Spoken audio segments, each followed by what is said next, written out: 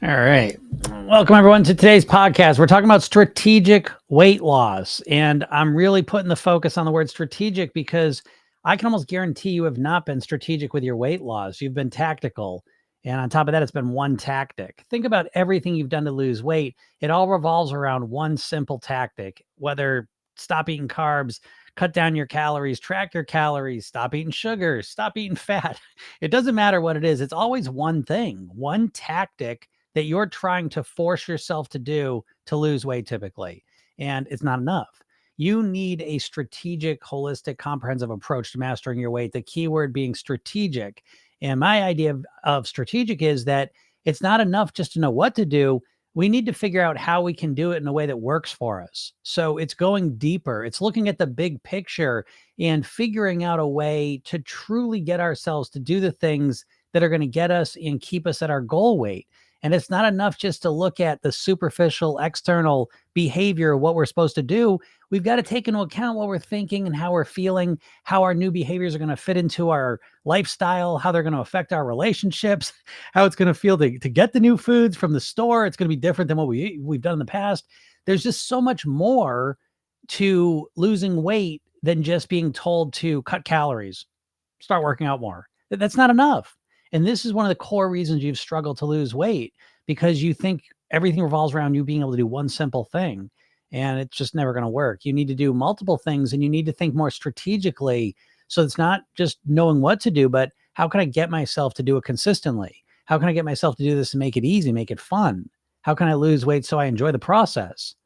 And so to get to better strategy, we need to ask better questions. And these questions really come from diving in deeper to what you want to accomplish, not just imagining we're a robot when you just need, okay, eat less carbs, work out every day. You're not a robot. You're not just because you want to do one thing doesn't mean you're going to do it. So we need to start looking at the deeper levels that are truly impacting your external behavior. And what that comes down to a lot of times is your mindset, how you're thinking about things, and your feelings, how you feel about these things.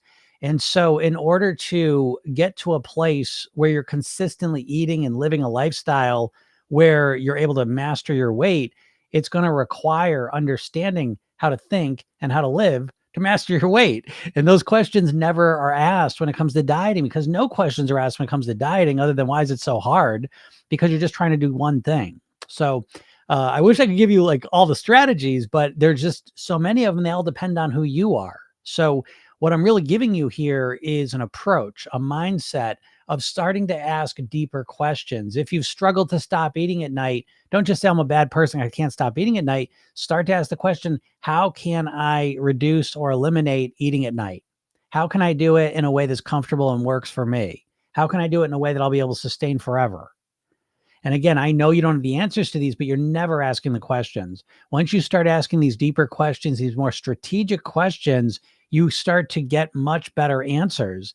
And it all comes down to this, in my opinion, that the only thing between you right now and you being at your goal weight is the number of strategies that you have access to. And so as you start accumulating better strategies to manage and master your weight, you're going to have much better results. So I wish you the best with this. If anyone has any questions, feel free to ask them. Let's switch the cameras around. This freaking camera is always crooked. There we go. That doesn't look crooked. All right. So yeah, I hope everyone's having a good day. We're on Tuesday. I'm having a hard time getting back into the flow of things. I've been in vacation mode. You go on vacation. The hardest part of vacation is coming back and getting back on track, I think, with everything. Not even just the eating, but just to getting back into work mode. Alina says, that's a great name. Alina Lynn.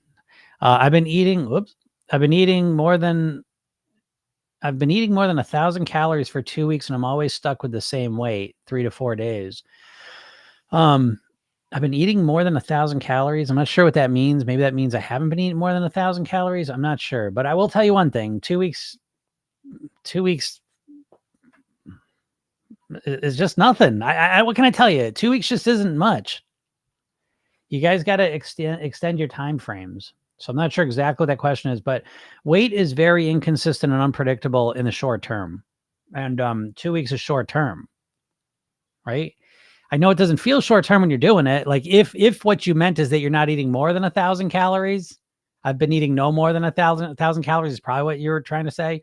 Um, then yeah, that's really hard. That's hard to keep under 1,000 calories is a lot of work. And what happens as soon as you do that, you're experiencing time distortion. So every day feels like a week. So 2 weeks goes by eating 1,000 calories and it feels like 2 years. And but it's only 2 weeks.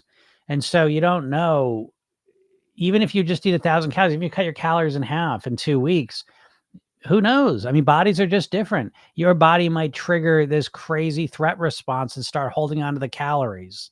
Right? Flood your body with cortisol, which triggers your body to hold on to calories because, oh, watch out, it's a famine, stress response, slow everything down for a couple weeks. It can't last forever. There's no starvation response forever, folks. You're not going to cut your calories down for a year and not lose weight. That's not what's going to happen. And so you have to watch out for the little mind game most dieters play with themselves where they do some extreme thing for a week, 2 weeks. They don't lose the weight they expected and they get discouraged. The most, give me a star. Tap on that screen if you've ever experienced that, where you did some crazy diet, did it perfectly, and you did not lose the weight you thought you would. You got discouraged and you quit. Has it ever happened to anyone? Of course, it's the main thing that happens. So we've got to strategize against that. And the main strategy against that is to stop thinking short term, stop doing extreme things that you can only do for a little while, and start setting yourself up for how you could do something for 2 months, 2 years, 2 decades, and you'll get much better results. Yeah, less than. That is what you meant. I figured that by the end, I figured that's what you meant, less than 1,000 calories, which is a huge drop, no doubt about it. What's up, Heather? I'm finding resistance to the redo rehearsal technique, and I know it's holding me back. Any tips? Yeah, I mean, and again, I got your email yesterday, so I got a solution for you that I will send that I think will work, and I think you'll like it. I think you should take it, but I'll let you, as soon as I'm done with this, I'll shoot that over to you, Heather. Yeah, resistance to the redo rehearsal technique is interesting, and I like to say I don't think it's not so much resistance as it's hard work. Meaning, okay, and I'm going to stick with you because I know your head. So in your head, it is so easy to just think about what you're going to eat, what you did wrong, what you're upset with yourself. Like you could think about this, and you do think about this all day long, all night, constantly. You're just thinking in those things, and it takes no effort. There's no resistance. It's just easy for you to do. Now, part of the reason why is because your neural network, your neural connections of those thoughts is very well developed. Okay. It's like a 6-lane highway, very easy. Now, when it comes to the redo rehearsal, what you're really doing is you're creating. Oh, thanks for that gummy bear. You're creating new neural connections, and it feels like work because it is work, right? If you think back when you were in school learning your craft, there were times when you had to learn things and it was hard, right? Because what you're doing is you didn't have neural connections and you had to create them. And create neural connections is work initially. So you take the old ways of thinking about how you think about weight for granted, because you just do it on autopilot, kind of like you take English for granted, right? It's like, oh yeah, English is easy. It's just, I don't even know where the words come from. They just flow right out of my head. Well, yeah, because you created all the neural networks of speaking English, and now it's just second nature. However, if you went to go learn Chinese, it would take a lot of thought because you don't have any of the connections, and you have to keep on connecting them. So when it comes to the redo rehearsal technique, this is why I do the redo rehearsal technique, and I pull it out as its own thing, because it is hard work to think about who you want to be. If you look at how you typically think about your weight, and this applies to pretty much everyone, you are always thinking in terms of what you don't want to be. I want to lose weight. Think about that phrase for a second, because losing weight would require that you are overweight and not happy with your weight and body now. And so the entire process is one of, I don't want to be this way. Very rarely are you really focusing on who you want to be, though. And you hear it all the time because people say, I want to lose this amount of weight. I want to lose X amount of pounds. They're rarely saying, I want to be X amount of pounds. And so what we've got to start to do, and consistently, is to begin to focus on and create and articulate, who do I want to be? So instead of saying, why do I keep eating the ice cream? Why do I keep being overweight? Why do I keep overeating? Why do I keep making bad food decisions? That's how you're usually thinking about things. And we need to translate that into, I want to slow down and eat more calmly. I want to be more relaxed. I want to eat healthier foods and feel good about it. I want it to be natural and automatic for me to make healthier choices, whatever goals you have for yourself. And so this is part of where the resistance is coming from, because you're literally, the redo rehearsal technique is a safe place in an intentional place to focus on what you want to be. And that is hard work because you're literally creating the connections. You're creating the neural connections you're looking to live off of. So I hope that helps out. And then there's more to it. And hopefully we will get to talk about that, because that is a thing. That's a thing. Yeah, Denim says it's a marathon, not a sprint. Absolutely. It's absolutely a marathon. And it's a never-ending marathon, folks. Your weight loss is a never-ending marathon. And I know you freak out about that because you think of weight loss in terms of a dieter. So you think it's going to be this miserable, hard, difficult, depriving thing you're going to have to do forever. But you can make weight mastery something that's kind of automatic. It's just how you live. It's what you do, depending on how you go about it. And so it's not this forever struggle. It becomes just something you just do automatically. Again, the nature of learning is that things are difficult at first. You learn them and then they become automatic. Reading, writing, using a computer mouse, using a computer, driving, whatever you do for work. I mean, it just goes on and on and on and on. All the things you've learned in life that were difficult at first, and now you just do them automatically.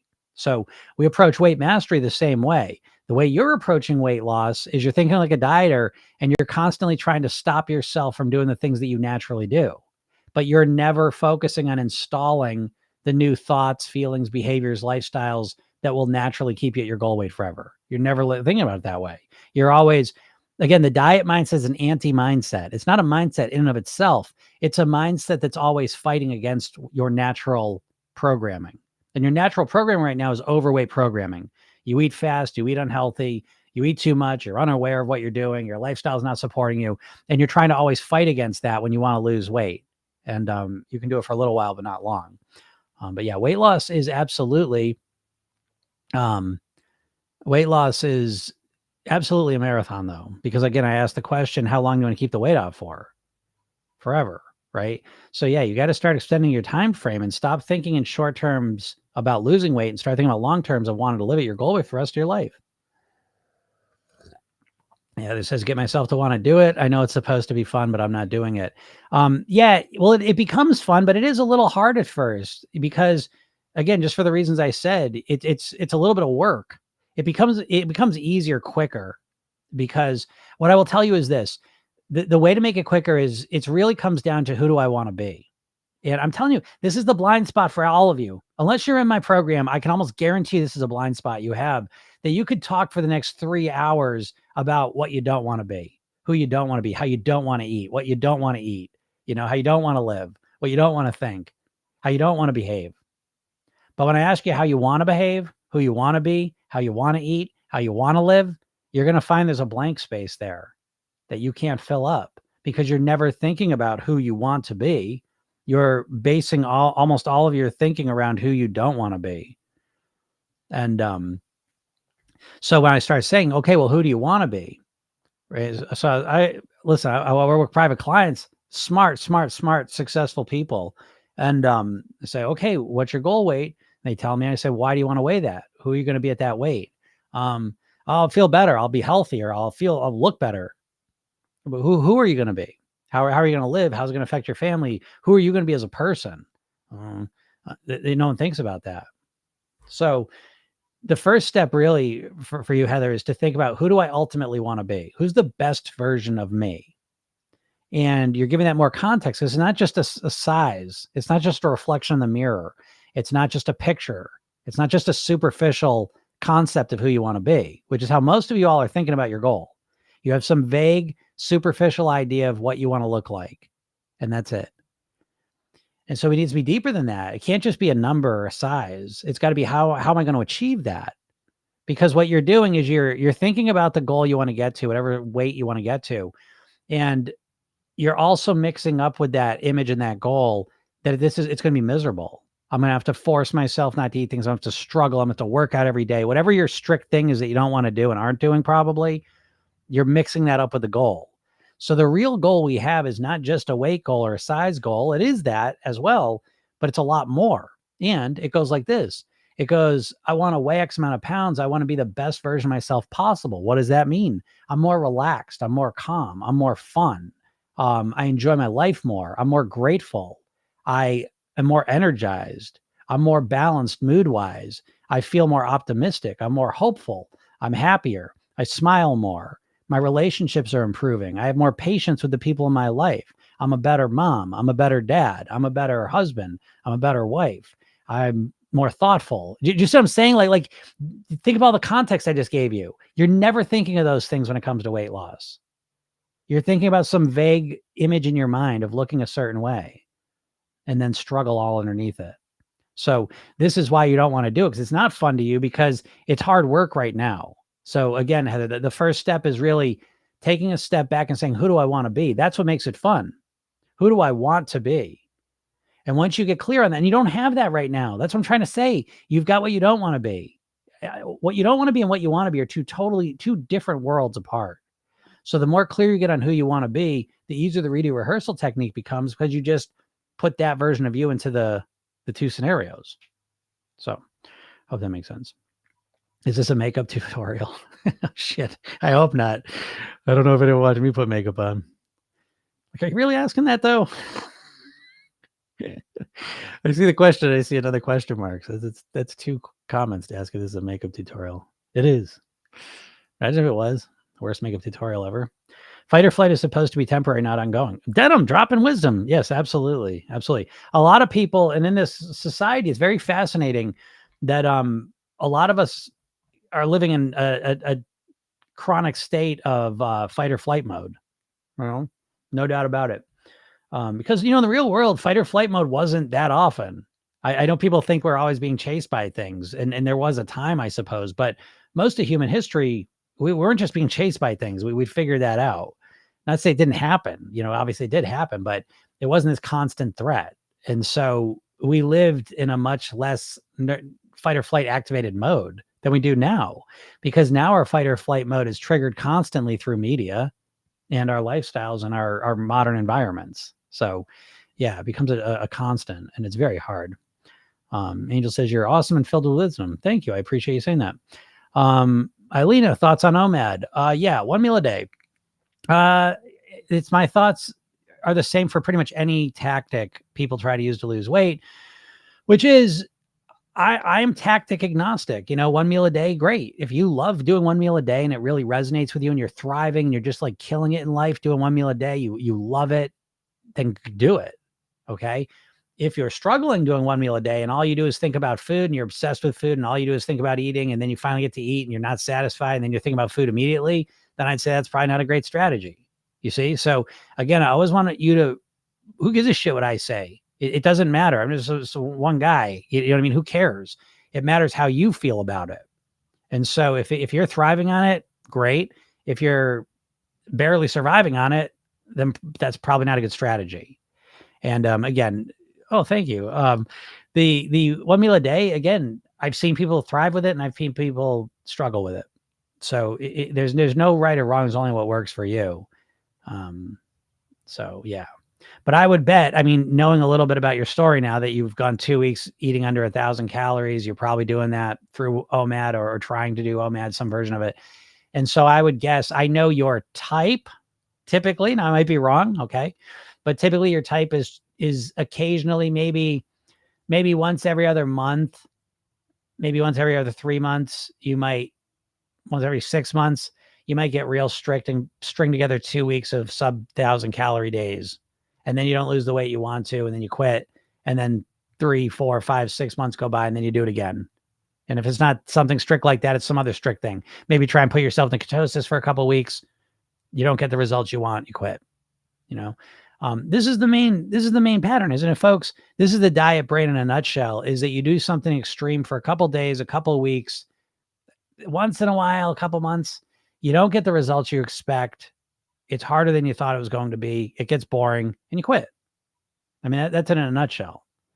And it's not a you problem, is my main message to you. It's a shitty strategy problem, primarily. So, what's up, Mario? How's it going? Good to see you. Crystal says that makes so much sense. It does make sense, right? Again, I like to bring sense to the weight loss world. There's not a lot of it. There's not a lot of sense in the weight loss world, I would say. It's probably the most nonsensical area of life. It's up there, right? Weight loss is really one of the least sensical areas of our reality. So I like to just try and do my part and spread a little bit of sense. Farrah says, "Can you be my dietitian?" I can't be your dietitian because I'm not a dietitian and I'm not a nutritionist. I am a hypnotist and a weight mastery coach. I've been doing this professionally for 20 years, done almost 6,000 private weight loss sessions. So I think where my point of view is different than what you're typically going to get from nutritionists, dietitians, doctors, personal trainers, pretty much anyone in the weight loss world, is that I've really spent my time helping normal people do the things that they know they should to lose weight. I think 99% of the weight loss world is people telling you what to do. And then it's left up to you to force yourself to do it. And I think what you're never learning is how to get yourself to do the right things. I don't think you know what to do either. Right? Again, weight loss comes down to knowing what to do and being able to get yourself to do it. I don't think you know either of them as a dieter. I think you don't know what to do. You have some vague idea that I should stop eating carbs. I should eat 1,200 calories a day. I should stop eating sugar. You have some big, giant, vague tactic and you can't do it.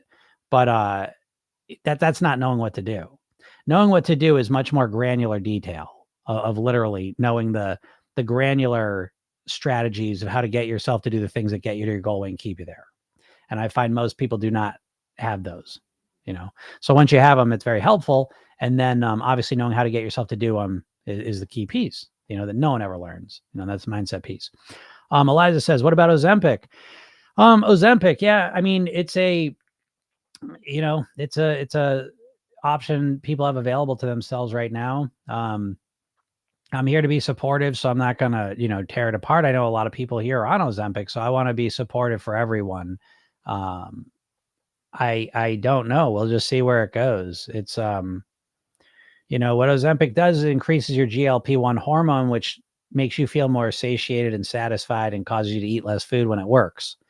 Now, because it does it unnaturally, right? You're doing this. A lot of times it can make you feel nauseous and sick. A lot of people on Ozempic that are eating less are walking around with low level nausea all the time. So there's that. But a lot of people don't care. I don't give a shit. If it'll help me eat less, I'll do it. But there is natural Ozempic. It's called fiber. If you consume more fiber, it stays in your gut longer, and you're never going to believe what your gut does when there's fiber in it. It produces more GLP-1 hormone. So you'll never hear this because doctors, I guess, either don't know it or don't share it with anyone because doctors are pretty apathetic. I will say that doctors are extremely apathetic with the population. Can't say that I blame them. I mean, you're dealing with an addicted population. But the thing, my take on the doctor thing is that they basically just either don't know or don't share it because they don't think anyone's going to do it. But if you start eating more fiber, more healthy fats, protein obviously helps, but fiber is the big one. The food stays in your gut longer, it slows down digestion, and you produce more GLP-1 hormone, the same thing that the Ozempic does. So if you want to test something natural, do that. But if you don't want to change your eating at all, you refuse to change your eating, then maybe Ozempic's a good solution. So, Ozempic's just one little. I don't think it's a true solution. I think it's, once again, it's a way to treat a symptom. And I don't think it's going to get you the ultimate results you imagine that you want in your mind, is what I think. So we'll see, though. We'll see what happens with it as time moves forward. But yeah. What do you think about keto? I think keto is the fucking dumbest diet that we've come up with as humans for weight loss. That's what I think. I think keto is just goofy to the extreme.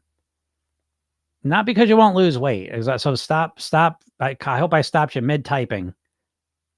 That I just saw a message pop up. Tell me it's how much weight I lost. Okay.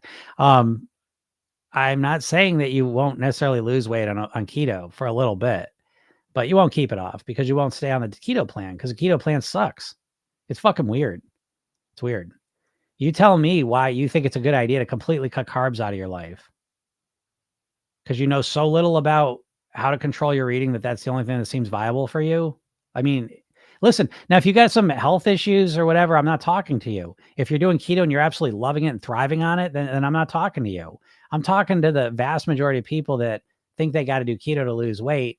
They keep trying to do it, can't stick with it. And now they're on, 20, 30 years of trying this dumb shit of cutting the carbs out, and it's just, I don't blame you for it. I really don't blame anyone for how they know so little about losing weight. You've been literally hypnotized and conditioned by the diet industry, the food industry, and the medical industry to not have any fucking clue what's going on in your body and having very little clue of how to influence your real behaviors. So, you're like a sailor without a map and no ability to read the stars. You have no idea where you're going. And that's what it feels like, doesn't it? With your weight loss. And it's frustrating because you're probably smart and successful and accomplished in other areas of your life. But when it comes to the weight, you just can't get a handle on anything. Now, it makes no sense, but it makes a lot of sense when you realize you've never been shown how to actually understand this, how to actually influence your eating, your mindset, your lifestyle, your weight, and that's why we go to stupid plans like keto. I can't stop eating donuts. How do I stop the cravings? Well, the first thing to stop the cravings is to realize you can stop eating donuts. It's all about motivation at the core of it, you see? So we got to use, our language has to be very specific because if we're not specific with our language, we get completely off track. Like if you tell me I can't stop eating donuts, if I believe that, well, what kind of conversation we have? Is that's not true. You can stop eating donuts. You don't want to stop eating donuts. So there's a huge difference between, like, I can't fly. Like, I can't fly with my arms. I can't, without being in a plane or some device, I can't fly with just my body. Like, I can't. Okay. But can't stop eating donuts isn't true. Now you say, oh, Jim, that's just semantics. You know what I mean? No, I don't know what you mean because we need to be specific, So it becomes a much different question when you say, I don't want to stop eating donuts. Okay. Well, that's a different question than I can't stop eating donuts because you can't stop eating donuts. What if I said, I'll give you $1 million if you don't eat donuts this week? Would you be able to stop eating donuts? Yeah. What if like the person you love the most in the world, someone kidnapped him and said, listen, if you eat any fucking donuts this week, you're never going to see this person again. Would you eat donuts? No, so it's not a can't stop. It's a don't want to stop. And you don't want to stop because you don't really, we all have this subconscious pain pleasure scale. And if you're struggling to lose weight, it's because this sounds crazy, but it's true. Because I know you think about weight loss 24 hours a day, but you associate more pain to losing weight than you do pleasure. You associate more pain to stopping eating donuts than you do pleasure to stop eating donuts. It's kind of simple. And so that's why we need to articulate things very, very clearly so we can get to the heart of the matter. And the heart of the matter is you're not really motivated, which join the club. Pretty much anyone who's not losing weight that wants to, it's because they're not motivated. That's the core reason. There's a lot of this stuff on top of that as well. But you asked me, how do I stop the cravings? Well, the first step to dealing with the cravings is you got to get genuinely motivated. You're not really motivated. And so once you're really motivated, then we'll see where you're at, and then there's obviously ways to deal with the cravings too. But the first step is you got to get motivated. And this is the same for all of you. If you're struggling to lose weight, I promise you that the very first hurdle you got to get over is you got to get motivated. You're not motivated. And that's it. Once again, if you think you're motivated, you get in this crazy headspace where you say, no matter what I do, I can't lose weight. And once you start believing, that's one of the most powerless thoughts you can have. When you start believing, no matter what I do, I can't lose weight. It's fucking bullshit. But if you believe it, it becomes very real and you can't, what are you going to do? You're not going to do anything. You're not going to get any results. Because why would you do anything? Why would you take any challenging action if it wasn't going to get you the result you wanted? If you didn't believe it was going to work. And so that's how you're all starting your weight loss journeys at this point. You're already lost before you even started. And again, a big part of it is because you're not really motivated. And if you think you really are motivated and not losing weight, let me know. We'll talk about it. Chad says, remember when plastic surgery was taboo and now when you mention Botox, nobody raises an eyebrow? Yeah, I agree with that too. I mean, like, again, that's happening with the medicines. They're normalizing us to medicine solutions, which I love a lot of medicine solutions. I'm not against medicine. I just think Ozempic, I don't know. Like, again, I can only speak for myself and the experiences I've had with the people. Now, I interface with a certain type of person. I interface with a type of person who's an overthinker, an overachiever, perfectionist, this type of person. And to be honest, a lot of them, even if they lose weight on Ozempic, they feel like they're cheating. They don't feel like they've really figured it out. It's like a thorn in their side. And so even if you lose the weight, if you don't do it in a way you're genuinely feel good about, it doesn't work. And Ozempic is just it's a little tool. It does help you. It lowers your hunger a little bit, so you eat less potentially, but it doesn't help you with all the other things that are going to get you the results you truly want. So I think it's just a Band-Aid, and we'll see in the long term where it all ends up happening. And maybe everyone will be on Ozempic. I don't know. I don't give a shit. There's a lot of ways to try and lose weight. And so the people that get what I'm doing here will work with me. And the people that don't will go on Ozempic, and I wish them the best. That's kind of how I think of it, you know? What's up, Astrid? How's it going? On the bike again. Nice. That's what I like to see. See, again, great strategy. Great habit stacking. Mario says, could you please explain a little more about pleasure eating days that you do with your clients? You couldn't be more right about keto. I lost lots of weight from it and then gained almost double it. Yeah, of course. Yeah, the keto plan is horrible. It's stupid. It's fucking stupid. It's I don't know what to tell you. Maybe if you're a bodybuilder, it's great. I don't know. But if you're a normal person living a normal life, you know, the big question you have to ask with keto is, what the fuck are you modeling? What civilization, what people are you modeling where you're like, well, those people are the healthiest, I'm going to do what they're doing? And don't say paleo people, because paleo people, they now know, we're eating 130 grams of fiber a day. They weren't just eating meat. The only people that just eat all meat, they're tiny little pockets of people, Eskimos for a couple months a year, a couple of rando groups, maybe. They're probably wrong about those. It was a diet that was created for epileptics. So yeah, anyways, yeah, pleasure eating days. In Program Yourself, then we have clean eating days and pleasure eating days. And so pleasure eating, it's a way to kind of start the process of structuring your eating. You've got to structure your eating. Like that's the one absolute that I've seen with weight mastery, is you need to structure your eating. You can't just eat intuitively. You can't just eat, even with a meal plan. It's not flexible. So clean and pleasure eating days are a way to kind of structure our eating in a way that is structured and yet flexible. So clean eating days, the intention is to eat for fuel, to eat as clean as we can to fuel our bodies. Pleasure eating days are, how can I get the most pleasure out of the food? Now I know it's, pleasure days, I'm gonna eat everything. Well, that's because fucked up. That's because you think like a dieter, and you think like probably an American, where it's like you associate the most pleasure from food I can get is eating as much as possible, quantity. And it's not true. So the pleasure days, they're both super important, but the pleasure days in a lot of ways are more important because you learn how to eat for pleasure. And you don't know how to eat for pleasure right now, because you conflate pleasure with eating as much as possible. And that's one of your core problems. So once you realize pleasure comes down to a lot more, there's a lot more nuance to it, you start to really understand what pleasure is. And now you can eat for pleasure in a way where you can also master your weight. So they're both structured. Clean days are structured. Pleasure days are structured. And you figure out which, the structures that work for you, for your preferences, your likes, your lifestyle, your schedule, all of these things. And once you have it, it's unlike anything you've ever done before, because everything you've done to try and lose weight is you trying to force yourself. It's like trying to fit a square peg into a round hole. Every time you try to lose weight, you just take some fucking stupid diet plan that has nothing to do with you. Keto has nothing to do with you. The person who came up with keto didn't know you. They didn't think about you. You're not a part of any of these diet plans. You just force yourself to try and follow it, and it doesn't work for you. And then you just quit it and you don't take anything from it. So when you start building a plan around who you are as a person, you start building something for you. See, this is you with the diet thing, all or nothing. I'm following my keto plan. I'm in ketosis. Oh my God, it's been 3 weeks. Can't believe it. I talked to you a month later. Oh yeah. Well, not doing that anymore.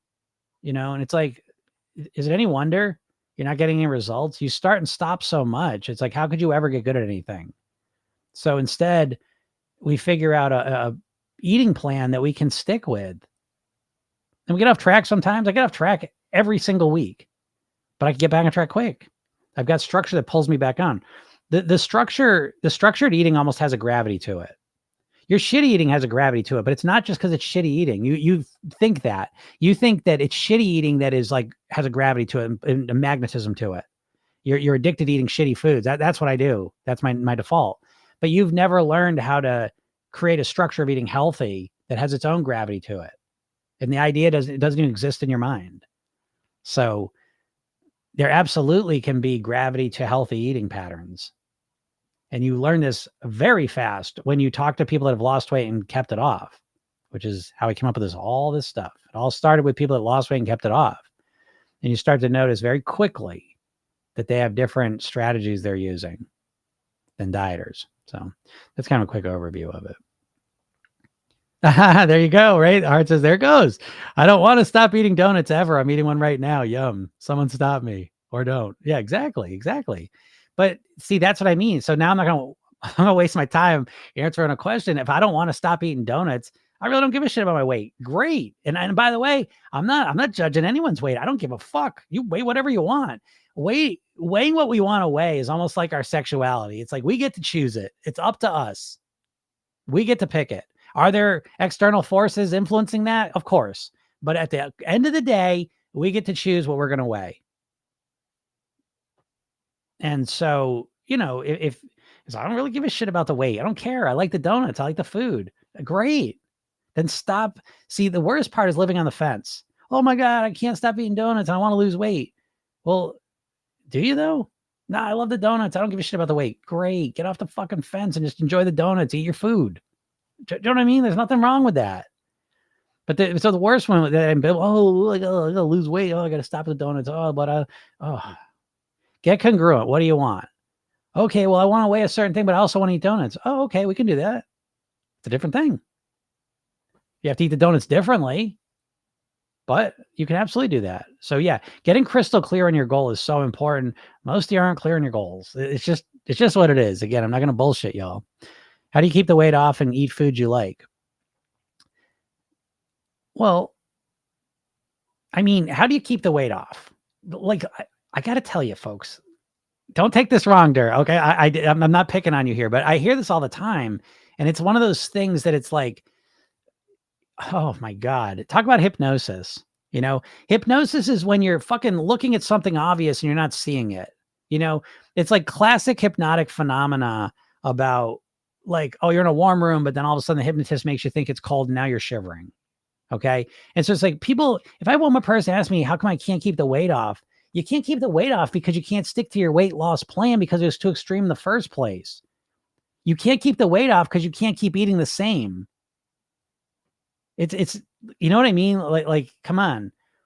And Dur, I want you to hear what I'm saying because you're way too far in your process. How do you keep the weight off? You keep acting the same. Well, people don't want to know that. Why? Because you need to have that intentional ignorance put there by the diet industry. You need to be like, because dieters are always disassociating the weight loss process from living at that goal weight. They disassociate weight loss from maintenance. And they live in this fairy tale fantasy world that once I lose the weight, well, then I'll just keep it off. Well, what if you hate the way you lost the weight? You're not going to keep it up. And Dur, I do know a little bit about you that I know your strategy for losing weight was extreme. So yeah, how do you keep the weight off? Well, you keep doing extreme things or you have a more patient long-term approach so that you slowly start changing your diet and your eating and your lifestyle strategically and systematically with the intention that you're looking to automate it so that you can live that way forever. And unfortunately, what most people want to lose weight to is they do drastic things that have no chance in hell and they have no intention ever of living with forever. And you wonder why people struggle because you got two modes. You got diet mode, and you got overweight mode. And this isn't about dieting. Losing weight doing extreme shit is the worst thing to me. It's so depressing because you know where it ends up. The only thing worse than not being able to lose weight is losing a bunch of weight and putting it all back on. And yet it's almost like people want to do it. based on how they approach their weight loss. Like, how many times can you do crazy shit to lose weight, then be unable to keep it up, and then put the weight back on? Um, so yeah, how do you keep the weight off? You keep doing what you did to lose the weight. Yeah, yeah. So Dare says, yeah, it's true. I'm at maintenance, so I'm trying to figure out what to eat now. I told you this. I told you this a couple months ago. I said, start thinking about maintenance. I told you that. Remember, this is why I told you that, because what happens is people, they trade the pleasure of the food for the pleasure of the scale going down. And then the scale stops going down and the excitement starts to wear off. And now they're like, I don't have the motivation to follow this crazy strict plan. I mean, that's literally like every diet case almost. So yeah, but what do you do for the maintenance? I mean, the maintenance is you're in a tough spot because you did it so quick there. You did such an extreme thing. You lost weight so fast that now you're in this weird spot where you got to figure out how to get the extreme calorie cut and the extreme restriction and burning calories up to a maintenance normal level. And that's hard to do. I don't know. I don't have a lot of good suggestions for that, to be honest, because it all risks the possibility that you'll put some weight on. It's very difficult. This is why I tell people, like, you start off with your average calorie consumption. Your weight is a reflection of your average calorie consumption. And what a lot of people do when they want to diet is they're going to drastically cut their calories down. And then once they get to their goal weight, they're going to bring it up to some maintenance level. But that very few people do that. It's estimated 95% of people that lose weight on a diet put the weight back on. And I think this process of going from extreme cuts up to maintenance is very hard, because you're going to put some weight on along the way, most likely, and you're going to get discouraged, and then you go right back to how you're eating, because your drastic cut was never meant to be long-term. It was just some crazy shit you were willing to do to lose the weight quickly.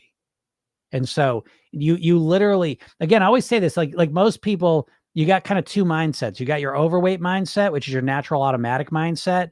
And then you got your diet mindset. And best case scenarios, you diet yourself down to your goal weight, but the same problem exists. You got a diet mindset and overweight mindset.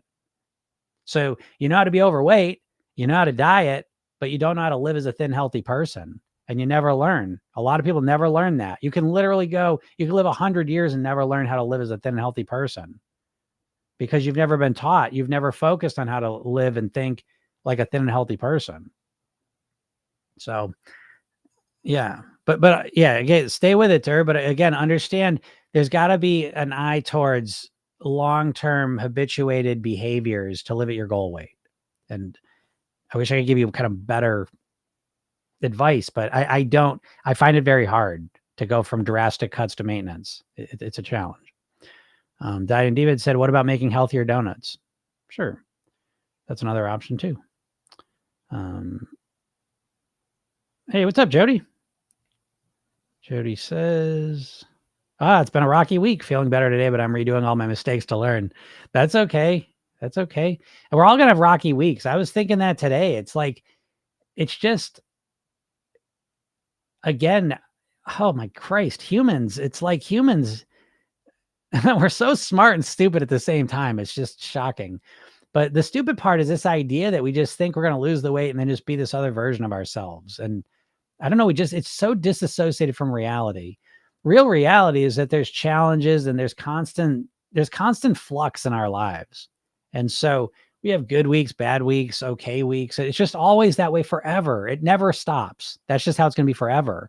So you need to have some ability to be flexible, because you're not going to eat like a robot ever. And it's like, again, even for me, I was saying, like, I went away last week and go to DC for 4 days. And so it's like, I'm eating crazy, walking 20,000 steps too. So it's like, it's a hodgepodge of stuff. So it's like, yeah, I'm walking 20,000 steps 4 days in a row, right? So tons of walking, and I'm hungry now. And I'm like, I'll eat whatever I want. So I'm eating a lot. And so now I take a 7-hour train ride back. Now I'm kind of tired. My schedule's off. I'm tired. I've been walking a lot, eating a lot, train rides, all this, right? And so it throws me off for a couple days. Now I got my routines in place. So it's like, I'm not totally off the things, off the rails. So that's important, but I'm not at my best either. And that week now, now I get the weekend, I kind of recover a bit. Now it's another week. I'm not fully recovered. I'm still kind of half in vacation mode. Turns out my daughter took out yesterday. I got to have coffee with her, hang out with her for a bit. That throws me off. Do you know what I mean? Like what I'm trying to say is there's always little things that can kind of throw you off. This is why dieting doesn't work. It's too inflexible for a real human life. And so the thing is though, I understand that. And I've got strategies kind of built in to deal with it, which doesn't mean I'm always doing the right thing. Again, what Jody's referring here, that the key thing that makes Jody different here is she's saying I'm redoing all my mistakes to learn. That's the big difference. And I do the same exact thing. I have I have the ability, because I have a strategy that we learn in the program and use in the program, to be able to redo my mistakes and learn and grow from them. And that is absolutely something dieters lack. They don't have that ability. They either are all on being perfect or they're all off not doing anything. And they have when's the last time you dieted and learned from your mistake? It rarely happens. You end up beating yourself up. So yeah, rocky weeks happen. And again, Jody, when we talk about it, you're going to find that because the rocky weeks are always there's no avoiding rocky weeks. Okay. And so you're going to have a rocky week. The question is, what are you going to do with it? Are you going to learn and grow from it? Or is it going to just sink you?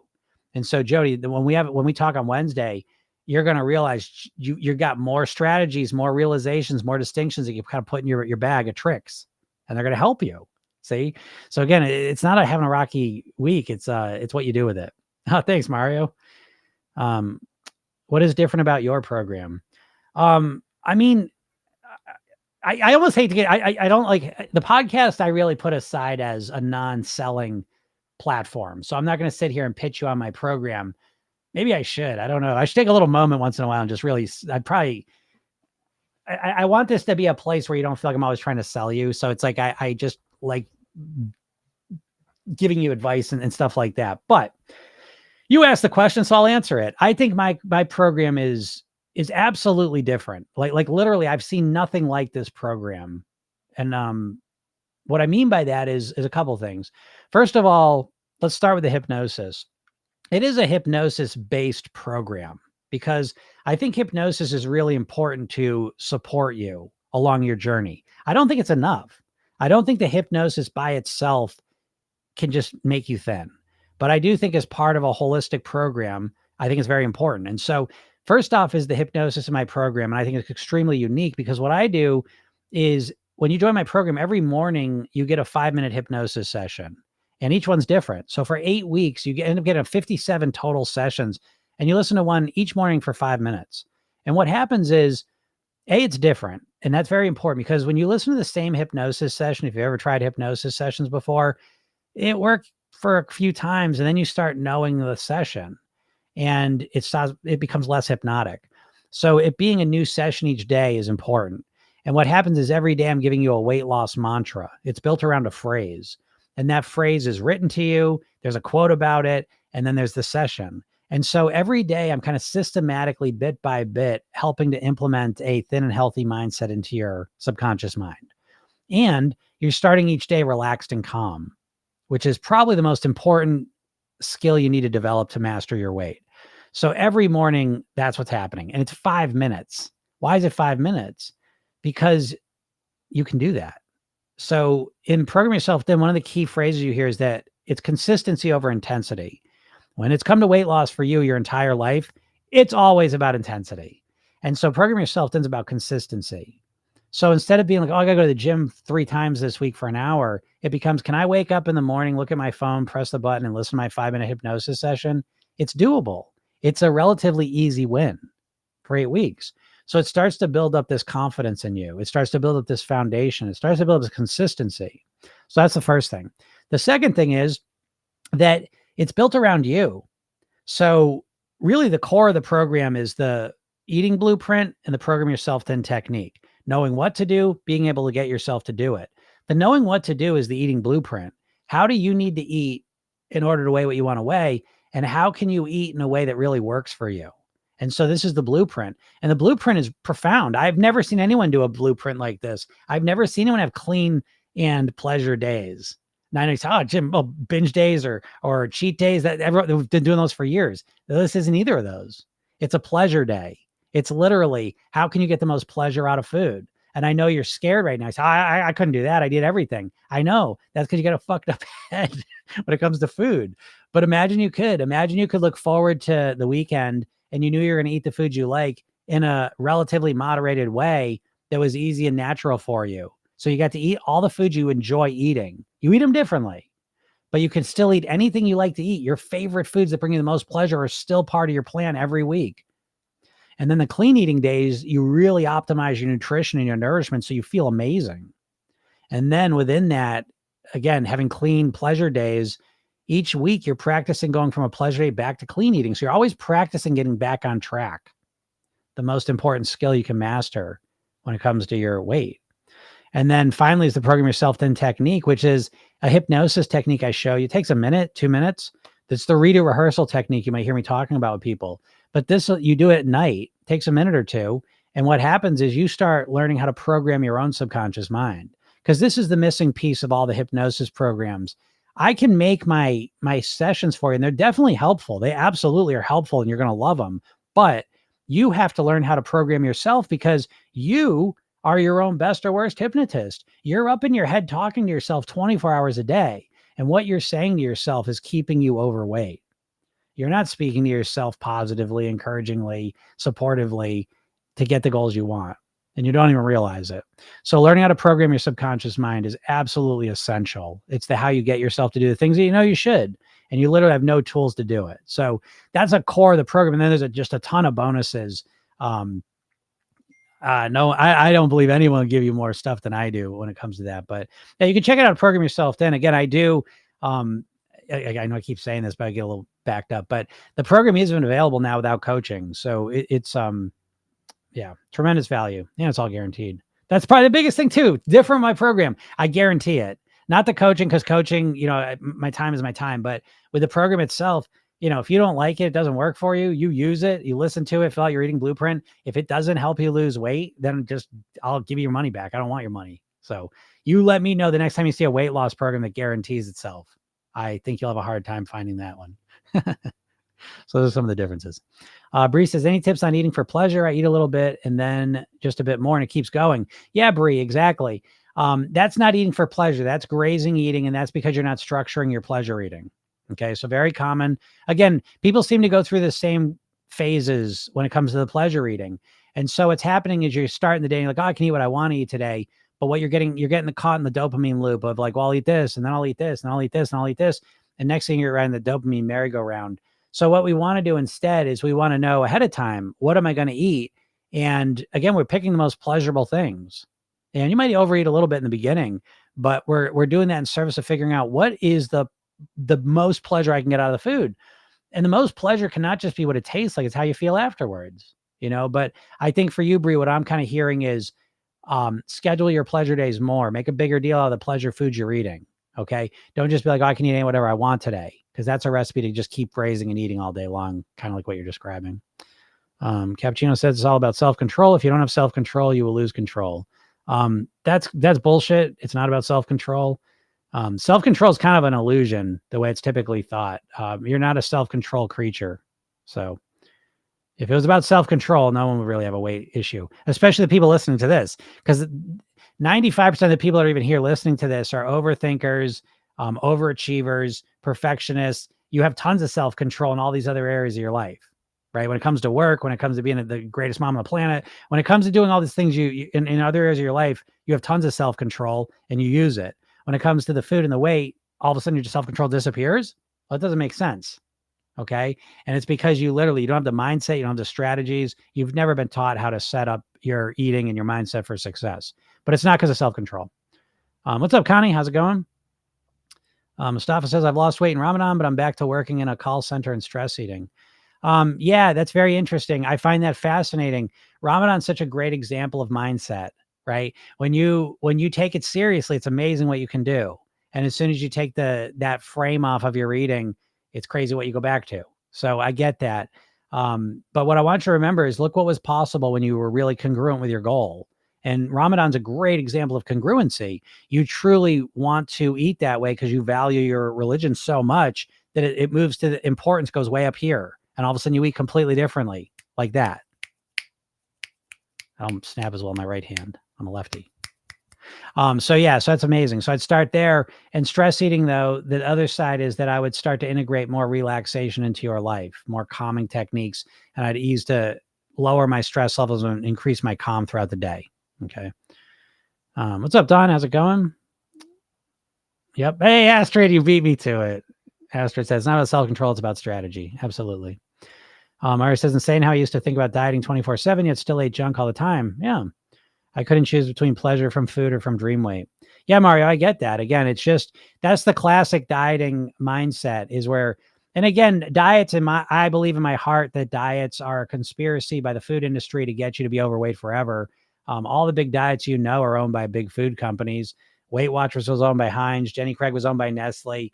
Atkins Food Products owned by the same company owns Carvel Ice Cream and Cinnabon. Slim Fast owned by the same company owns Ben and Jerry's ice cream. These companies don't want you to eat less of their food. They want to get you coming and going. They want to fill your head with rocks so you keep eating their bullshit. And here you are, probably doing that. And so again, dieting is not a plan to really master your weight. It's a plan to lose weight for a little while and go back to eating the same eventually. And so, yeah, thinking about food 24/7 is not a good strategy to lose weight. What's up, Betty? When I binge, I now take a look back at what my thoughts and mood before I binge happened. I learned that from you. It helps that it's an awareness. Yeah, absolutely. Exactly, Betty. That's exactly the process. If you keep looking back and learning and growing and increasing your awareness, it's amazing what ends up happening,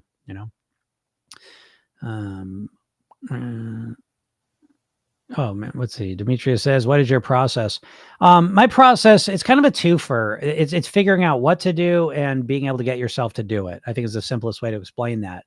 And so it's mindset and strategy. And they overlap a bit, meaning that there's three key types of strategies. There's mindset strategies, lifestyle strategies, eating strategies, with eating being the most important one when it comes to your weight, because your weight is a reflection of your eating. And even if we didn't fix the mindset and lifestyle, if I put you in jail and I controlled your calories, I would make you lose weight. So again, the eating is the main thing influencing your weight. But how do you change that? And so that's what we're after. So we look to create an eating strategy that really works for you. That's the key thing. You've never done that. You've always been given a plan and then you try and force yourself to follow it. It doesn't work for very long. And you keep starting from scratch over and over and over again. So we want to create an eating blueprint and strategy built around you that really resonates with you. And we keep tweaking and optimizing it until you get to your goal weight. Kind of that simple. And then you learn how to program your mind. And by programming your mind, I guess I shouldn't use those words sometimes. I think they make it seem crazier than it is. It's really just learning how to work with your mind to get you to do the things that you want to do. A lot of times what you're feeling is ambivalence, right? Part of you wants to eat better, part of you wants to eat the donuts. And so you're stuck in this back and forth and you have no way to navigate it other than you try and use willpower to override it all. That doesn't last long. So when we start to understand how your mind works, we can recognize the ambivalence situations where you feel ambivalence, and we can go to work on that so you feel congruent, so you feel one way. And once you're really motivated, this is what I was talking about Ramadan. It's fascinating. People, Muslims that struggle with eating, 11 months out of the year, 1 month out of the year, they take complete control of their eating. It's crazy, right? When you think about it that way. So how's that possible? Because that's the power of mindset. All of a sudden that 1 month a year, their mindset flips into being very congruent. They really want to make this happen and they make it happen instantly. So it's always a combination of, but we're not always in that mindset. We can't always be in like such an intense mindset. So we also have to have strategies that really work for us. And so it's a combination of those two. But what I would suggest, if anyone really wants to understand what I'm talking about more, if you're not in my world yet, go to my bio, click the link, get the hypnosis session I give you, and watch the video I made for you. I kind of go through this in much more detail in kind of a systematic way. Let's see questions. I have lessons by Jim. Yep. Is there an ETA in the club launch? I'm looking forward to joining. Yes, there is an ETA. I should have that one. I think ready to go. Probably this week, early next week. It's ready to go. The program's. I always have people in it already. I just have to kind of get the information page set up a little bit more. So yeah, you're all gonna love that too. If you're looking for kind of just like an entry level into experience some of this stuff, the club's awesome, and I think you're gonna love it. So I'm excited for that. What's up, Wasabi? Wasabi, too inflexible for human life. I like that too. When I said that, I was thinking that. So how does hypnosis help? Hypnosis helps because here's my thing with hypnosis. It's less about hypnosis the way you're thinking about it. Like you're thinking of hypnosis as like a verb, an action, something I would do to you or someone would do to you. And I think of hypnosis more of like an explanation of how our brain works. And I think it's the most powerful and practical explanation of how our minds work that exists in psychology. So is that an overstatement? I don't know. I don't give a shit, because I think pretty much every human struggles with this basic thing, that there's either something we want to do or something we want to stop doing, that we can't change it. There's something we want to get ourselves to do that we just don't do, or there's something we want to stop doing that we keep doing. And so how do we explain this? It doesn't make any sense with the typical, like how you understand your mind. And so basically the way hypnosis explains it, you have a conscious mind and a subconscious mind. The conscious part of your mind is the logical, rational part of your brain. Anatomically, it's the prefrontal cortex. It's the newest part of our brain evolutionarily.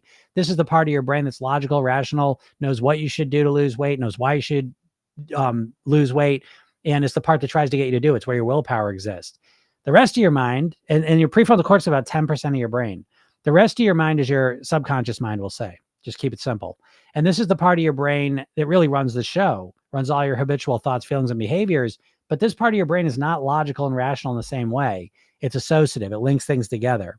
And so, your conscious mind says, don't eat ice cream. It's bad for you. We want to lose weight and it's bad for your health. Your subconscious mind says, ice cream good, ice cream relaxing, ice cream pleasurable. And so once we understand how these two minds work, we can understand we have to communicate with them differently. And so hypnosis in my world helps by understanding how your mind works more effectively, and then working with your mind the way it's designed to be worked. So the language of your subconscious mind is imagination.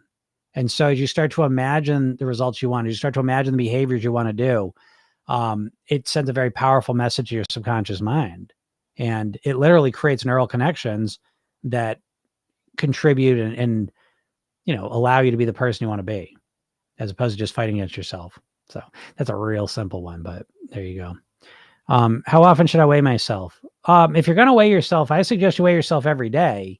I think I say this all the time. I think the cruelest thing you can do is to weigh yourself once a week. I think that's one of the meanest things you could do to yourself, because weight fluctuates day to day. And so there's nothing worse than being like 2-3 pounds down. Thanks, Mario. 2-3 pounds down. You step on the scale the next Monday, or 2-3 pounds up for whatever reason. And, you think you've put 6 pounds on, so it's like, we got to be careful. The weekly weighing is a weird thing.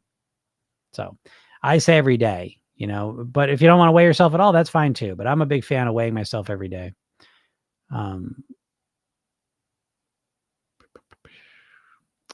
Wasabi says, combat your subconscious habits. Yeah, that too. Jim does it every day, but whatever works for you, maybe once a week.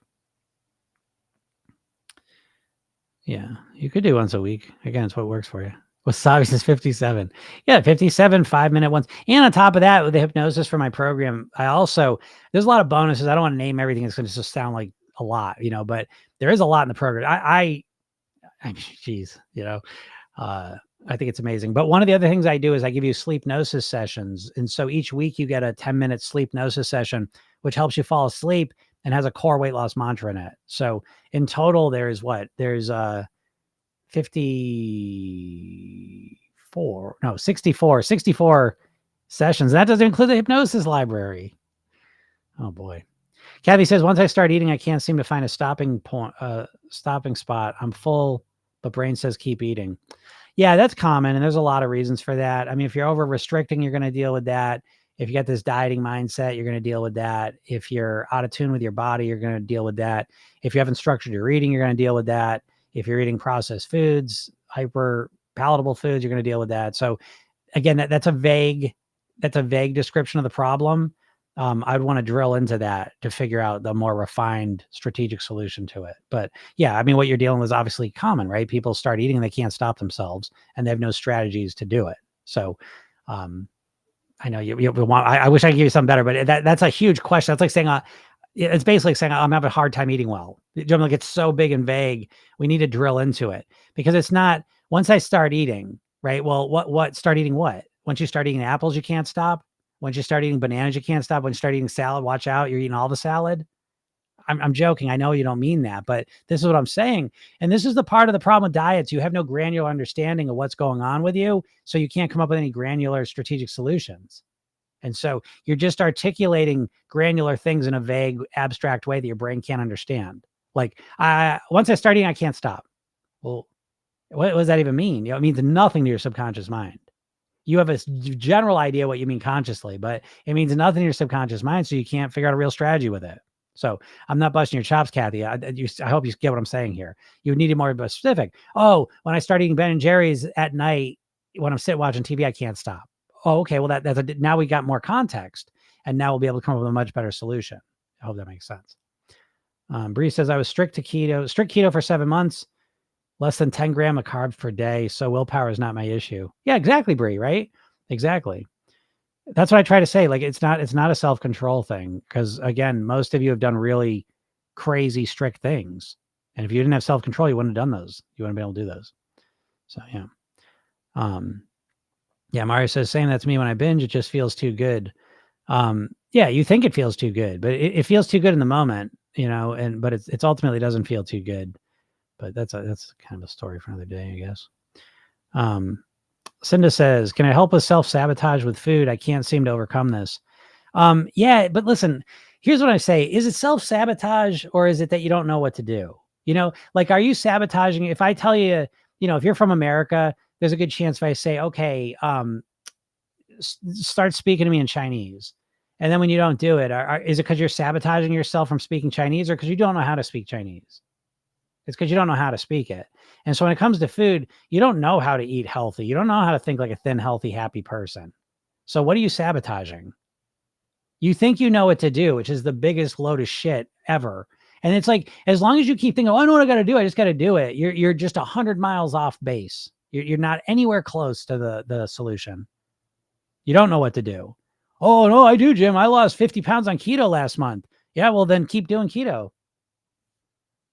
Just because you got yourself to do some dumb shit for a little while doesn't mean you know what to do to live as a thin, healthy person. Until you live as a thin, healthy person for 2 years, 3 years, you don't know. And I don't want to hear anything other than that, because then you're confusing yourself. So is it sabotage, or is it that you don't really know how to think, live, and eat like a thin, healthy person? Because if you don't know how to think, live, and eat like a thin, healthy person, you're not sabotaging yourself. You don't know how to do it. They're two totally different things. And I think a lot of people walk around, oh, I know what to do. I know how to do it. Oh, the fuck you do. You absolutely do not. If you know how to do it, you would do it. You don't know how to do it. You know how to do extreme things for a little while. That's not what we're talking about here. So that's why I have a problem with the word sabotage. We sabotage ourselves with stuff all the time. In a lot of situations, it's appropriate word, but I find it's misused a lot, and what people really mean is I don't know how to do something, which is very important. Important distinction. What's up, Joy? Real important distinction. Yep. See you later, Astrid. Pam Cakes, do you do a 5-minute hypnosis every day? I don't do a 5-minute hypnosis every day, but people in the program do. I find I like hypnosis sessions as a supplement to doing stuff. But what I do more, and I think is more valuable, and I teach people this in the program, is I think hypnotizing yourself, which is really simple. I almost have got to stop using different words because it's so loaded with all sorts of negative connotations and confusion. But I use the program yourself then technique. Technically, for me, I call it self-hypnotic programming, and I can use it with anything. And by the way, the program yourself then technique you can use with any area. You want to be a better worker, better mom, better parent, better friend, better guitar player, whatever you want to do in life, you can use this process. So I use the self-hypnotic programming technique, the program yourself then technique, the reader rehearsal. I use that every night. I use it for different things though. I've kind of mastered my weight. I mean, I've flown with it, So yeah, I don't use those hypnosis sessions every day, and I don't expect my clients to use those every day forever. I expect most people go through them 2-3 times, but the key thing is to do the program yourself then technique. So you're hypnotizing yourself, because you're always hypnotizing yourself anyways, folks. I'm telling you this, it's the weirdest thing in the world. Like, you're using hypnosis constantly, but you don't realize it. And it's the reason you're getting the results you're getting is because the hypnosis you're constantly using on yourself. We all have hypnotic brains. There's no avoiding it. And yeah, you're always hypnotizing yourself and you don't even realize it. But what do you think about prolonged fasting? I mean, I'm assuming you're asking, what do I think about prolonged fasting to lose weight? And I think prolonged fasting to lose weight is probably the only thing that's stupider than keto. And that's saying a lot because keto's the fucking dumbest plan out of them all for weight loss. But prolonged fasting actually takes the cake as the fucking number one dumbest. Because what are you going to do at the end of the fast? You tell me, you reflect back on your experiences when you've lost weight and then put it back on. How does it feel when you're putting the weight back on? What kind of mood you in? How do you feel emotionally, mentally? Do you feel good when you're putting the weight back on after losing it, or do you feel awful? So what's a prolonged fast? So you're looking at the fast part, but I'm looking at the part when you start eating again. And how does that feel? So I think prolonged fasts are so stupid because they're temporary. It's temporary weight loss, and then it's on the horizon weight gain. Then what? So, when you think about it that way, I think it changes the way you think about it. Jim, that color looks great on you. Oh, thank you. Yeah, my red sweater. Thank you. And it's starting to get warm in here. I can't wait because get to stop wearing sweaters and wear t-shirts.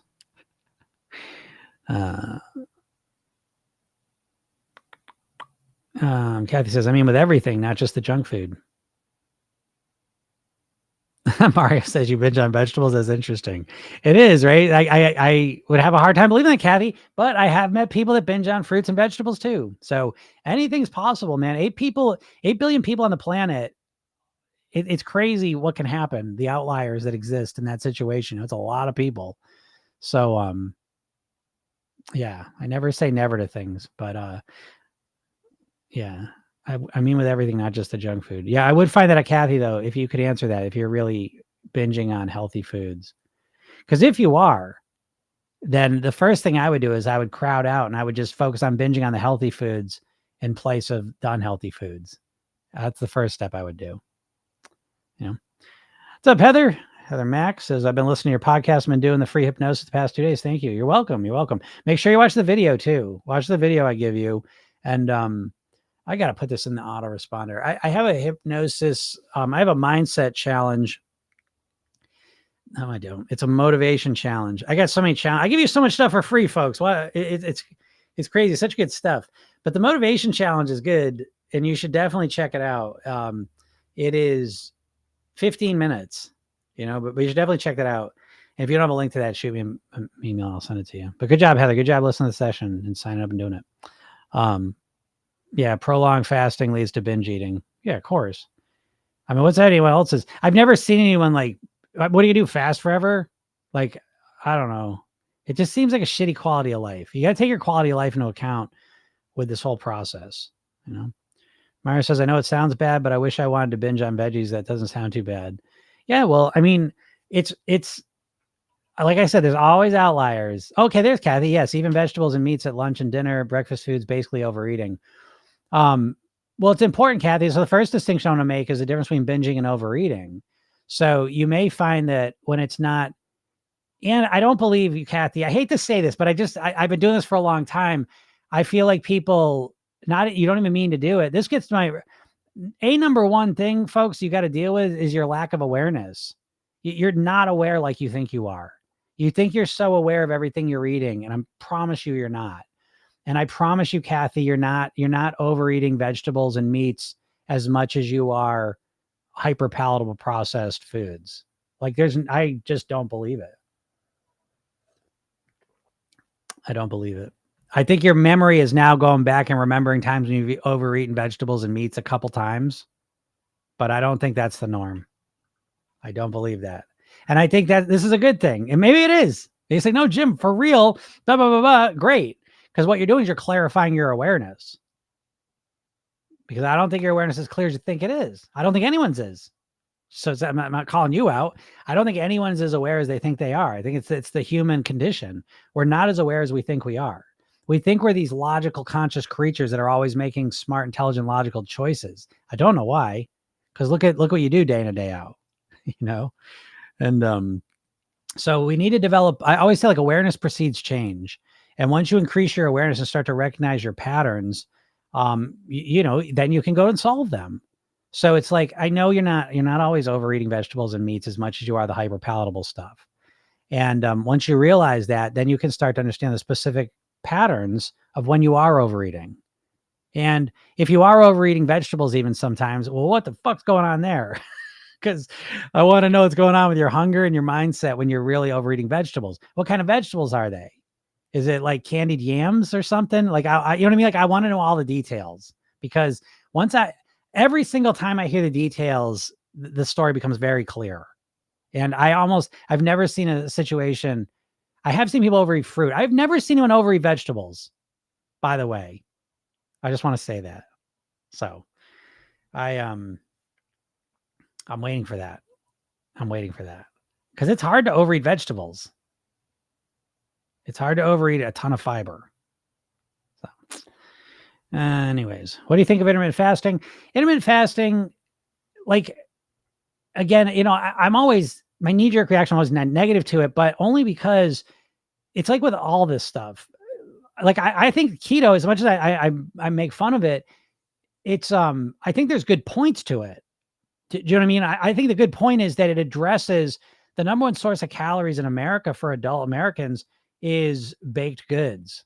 So getting a handle on refined carbs, flours, and sugars, I think, is really important if you're going to master your weight. So in the sense that flour and sugar and refined carbs are a problem with your weight, yeah, I'm right on board with that. I don't think the solution is to completely cut them out. I think that's a desperate, knee-jerk, goofy fucking response to something. And it makes me nuts. People that think they're going to live that way forever, but again, it's the delusion of a dieter. The dieter's delusion that you're going to start on Monday and never eat carbs again in your life. But anyways, intermittent fasting, it's a similar thing. Like, I intermittent fast. So I'm sitting here and I'm about to, be negative about something I actually do. But the difference is the way that I frame it. I started intermittent fasting myself like 30 years ago. There was no intermittent fasting. What I did is I used to eat right up until bedtime, and I want to make a bigger window from when I went to bed and when I stopped eating. And so I occasionally I got bigger and bigger till eventually now I stop eating 6, 7 o'clock at night until I eat the next day, 7, 8 o'clock in the morning. So usually 12, 13, 14 hours, pretty much a window of not eating every day for me. So I love that. It feels amazing. That was one of the biggest shifts I made in my eating, was to do that. I feel amazing. It was great giving my body a break. I slept better. Everything was great from it. So what problems do I have with intermittent fasting? Well, the problem I have with intermittent fasting is, well, now here we are, 2024, and we got to put a diet on everything. And so what I don't like about intermittent fasting as a diet is how it's like, you got to do it this way. You got to do 16 hours because all the magic's happening in the last hour or two. And it's like, people, even Dr. Fang, however you say that, I think he's smart, clearly. But it becomes like when the only tool you have is a hammer, everything looks like a nail. And it's like, you got to intermittent fast, you're going to lose weight. It becomes the only way. You got to do 16 hours. And it becomes all this dogma. And I don't like that part of it. And so I find a lot of people that are intermittent fasting that are trying to get to 16 hours, they're so hungry those last 4 hours that when they start eating, they're binging. And so it seems like for a lot of people, intermittent fasting is a great way to develop binge eating. So what I like to say is, I like intermittent fasting as, I like to go to the core of what it's talking about in our modern reality, is that we need a bigger window. We've gotten to the point now we've been conditioned to just eat all day long. I used to do this. I eat breakfast, lunch. I have breakfast, snack, lunch, snack, dinner, snack until I went to bed. I was literally eating all day long, snacking, grazing all day long. And this is common. So I think creating windows of time where you're not eating is wonderful. You don't need to start with 16 hours though. And I find for most people, the problem starts when they got to jump right into 16 hours and it's overwhelming. And so I like a lot of the philosophy of intermittent fasting. I don't like the strictness of the diet aspect of it, if that makes sense. And so I think you should always, reference yourself, start off, create, maybe you eat right up until bed, stop eating an hour before bed. Once you get used to that, go to 2 hours. You see what I mean? So work up to something and then see where it feels good for you. I could certainly not eat till noon, but I don't feel as good. I like eating when I get up. That's what works for me. So some people say, oh, you're not doing 16 hours. That's not really intermittent fasting. Well, go fuck yourself. I don't care. I can make up my own plan. Okay. I don't need your validation. I don't need your approval. We all get to make up our own plan, by the way, right? You're looking to create a one size fits one plan. You don't need anyone's validation. If it works for you, it works for you. So that's a great philosophy to have anyway. It's a great mindset. But so that's what I think about intermittent fasting. I think there's definitely good points to it. And I think a lot of times, again, they become so dogmatic that I think that's where a lot of the negative stuff comes from. So Mario says, is there any popular diet you would consider even slightly good enough? Yeah, I mean, I think there's a lot of stuff. I think there's great philosophical components of virtually every single diet. They're all one note solutions to everything. And that's what you got to look out for. And that's what you've been conditioned to think like. I tell you this all the time. The diet brain is conditioned to think about one thing. Every diet revolves around the one thing. Just stop eating carbs. Just stop eating fat. Just stop eating sugar. Just eat 1,200 calories. Just track your points. Just count your points. Just don't eat for 16 hours. It's always one thing, right? And there is no one solution. So in that sense, what I'm following here, this a lot of what I'm sharing with you here comes from Bruce Lee. Bruce Lee, I was so fortunate to study his martial art. I found this guy who taught this Jeet Kune Do is the name of the martial art that Bruce Lee came up with. Bruce Lee was a philosopher and a legit martial artist, like really amazing. And so he came up with Jeet Kune Do, and the basic philosophy was study everything you can, take what works, discard the rest. And I learned that 30 years ago, and I've applied it to my weight. So I study a lot of the diets, and I learn things from them. I take what works and discard the rest. I learned about keto. Yeah, carbs, refined carbs on an excess are a problem. You don't have to cut carbs out completely. That's fucking goofy. But, I like that part of it. And so I worked when my clean days, I don't eat much refined carbs. I don't eat flour or sugar. You see? So that's part of the philosophy a little bit. Mediterranean diet is probably the diet philosophy that I most resonate with, because it most kind of embodies a whole natural food, primarily vegetarian, plant-based diet. So that's what I follow. But I don't like to pigeonhole diets as one thing. You know what I mean? Like there's the DASH diet's good. But I don't like to get into diets because, again, diets have to wall themselves off because diets become brands. And in order to become a brand, you got to do something specific, and you got to carve out your little space, and you got to defend that, And so that's what I don't like about it, because what works for the market isn't going to be the best thing for you. So again, I would look at all the diets, take what works, discard the rest, in service of creating a one size fits one plan, one size built for you. You see? And so in that sense, I learn a lot from all the diets. I think there's great things with all of them, but I don't think any of them, I know for a fact, none of them, because none of you, I've been doing this now a year and a half. I'm on here every Monday through Friday, an hour, 2 hours.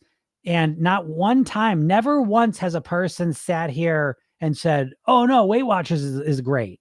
Oh no, the keto is the best. No one ever argues to me about how great a diet is, because a diet in its little box is never going to be enough for you. And I think the sooner you realize that, the sooner you get on a path of mastery, that you're on a one-way path. There's only one path. It's your path, the path you're going to follow. And what you keep doing is you keep diverting from your path. You say, oh, now I'm going to try keto. Oh, now I'm going to try intermittent fasting. Oh, now I'm going to go back to Weight Watchers. Oh, now I'm going to try South Beach. Maybe I'll try Mediterranean. And you're just like, you're doing it, and then you stop it, and you go back. And you're never progressing. You're never evolving. You're never growing. You're never creating something for yourself. I mean, here you are 10, 20, 30, 40 years into this process, and you're just as fucking flummoxed and upside down as you were when you first started, which is a problem. So again, the popular diets all have something to offer, but no diet ever in and of itself is going to be enough. What I'm doing is not enough. You can't just get program yourself. Then you've got to you got to keep your head in the game, and you got to understand. I mean, there's always things are changing and evolving. We learn more about nutrition, or there's some new lifestyle advancement. There's always things changing. We're learning and growing. That's what makes it exciting, though. You're not just have one thing that exists in a vacuum container that's always gonna be the same, and that's what the diets try and do. I found that losing weight has never been easier than when I focused on my mindset rather than diet. Yeah, absolutely. Your mindset's the thing driving the whole diet. I just don't get it. I mean, I obviously, I talk about mindset all the time. So that's my world. Again, when they only told you I was a hammer, everything looks like a nail. My primary tool is hypnosis and mindset strategies and techniques. So everything looks mindset, but I try and look at like just a typical American person who wants to lose weight. And not typical, you know what? Because I don't really deal with a typical American. Honestly, like if you're here watching me, you're probably an overthinker. You're probably an overachiever to some degree, probably a perfectionist, probably thrive in a lot of areas of your life, struggle with the weight. That's who I work with. And so I ask you, what role do you think your mindset plays? I don't know how someone can separate their mindset from it. I don't even know that's possible. And yet here we are. So I would agree with you, Hart, that everything is about rooted in mindset. I think, again, what I always think the weight mastery pyramid in order of importance, the bottom level is mindset, then lifestyle, then eating. And I know I just shared the pyramid, but I think of it as a tree because I think of the mindset piece is kind of underground. You don't really see it. And then the lifestyle and eating are like the physical parts of it, and that makes sense. Doesn't seem to make as much sense when I just said that. Carrie, that's what I'm talking about. It's a break, more like a eating window. Yeah, an eating window. Well, I love it that way. And again, I'm such a stickler for words and concepts and paradigms that pretty much any diet within a diet mindset, you're fucked. It's never going to work for you. I truly believe that. So it's not, I think you can learn lots of strategies and techniques in a lot of the diets, but you need to put them into a different paradigm. And the main paradigm shift I'm looking to create for you is to stop focusing on weight loss and start focusing on weight mastery. You don't want to lose weight. You want to live at a certain weight. You're thinking about weight loss as a temporary thing where getting to the goal weight is the finish line. And I'm telling you, get to your goal weight's the starting line because you want to live there forever, right? Your brain is all mixed up in what you're focusing on. And so as you start focusing on weight mastery, you start getting rid of the timeline because you want to be thin and healthy for the rest of your life, don't you?